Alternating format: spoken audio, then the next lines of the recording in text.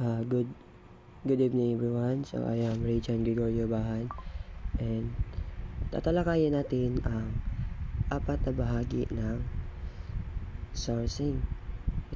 Ito ay offshoring, nearshoring, onshoring, at outshoring. So ano nga ba ang offshoring? So pagkuha ng serbisyo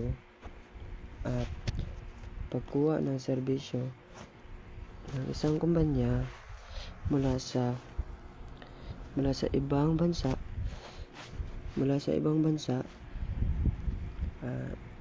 pagkuha ng serbisyo mula sa isang bansa na naningil na mas mababa ang bayad.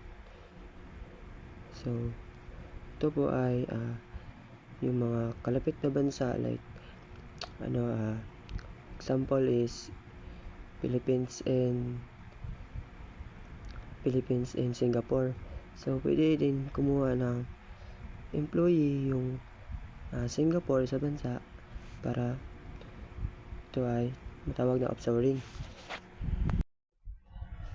At ngayon ay tatalakayin natin ang nearshoring. Tumutukoy sa pagkuha ng serbisyo mula sa kumpanya sa ibang bansa.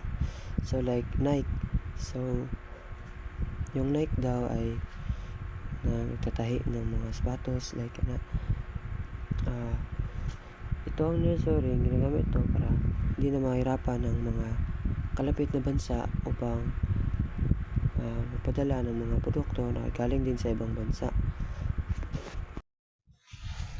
At tulad yun ang sinabi ko kanina, mga kalapit na bansa ay tulad ng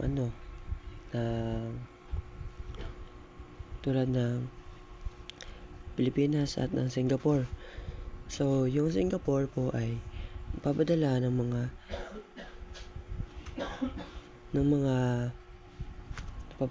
mga sigarilyo sa ating bansa. So yun po ay mahalimbawa ko po sa topic na ito. Ngayon ay dadako naman tayo sa onsourcing at onshoring. Tinatawag ding domestic outsourcing na nangungulugan ng pagkuha ng serbisyo sa isang kumpanya. So just like Jollibee. Ang Jollibee daw ay ang Jollibee Food Corporation ay isa ding tinatawag na bahagi din ng isang onshoring. So bakit ba onshoring siya ang Jollibee? Dahil ginagawa nila sa loob ng sariling kumpanya ang trabaho imbes sa ipagawa sa iba. So may control sila sa kalidad, seguridad ng data at bilis na operasyon. Nakatipid din sila sa long-term cost at mas madaling i-align ang serbisyo sa kanilang layunin. At kaya yung sinabi ko kanina ay mga kalapit na bansa na nakakapekto din sa kanilang pangkabuhay, dahil ang kalapit na bansa ay nagpapadala ng mga produkto na galing din sa ibang bansa. So gaya ng Philippines at ng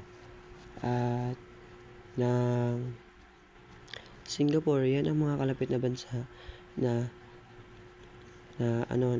nabibigay sa atin ng produkto tulad ng mga sigarilyo o ano pa man ng mga ayan ay hindi po yan nakana sa custom dahil yan po ay illegal.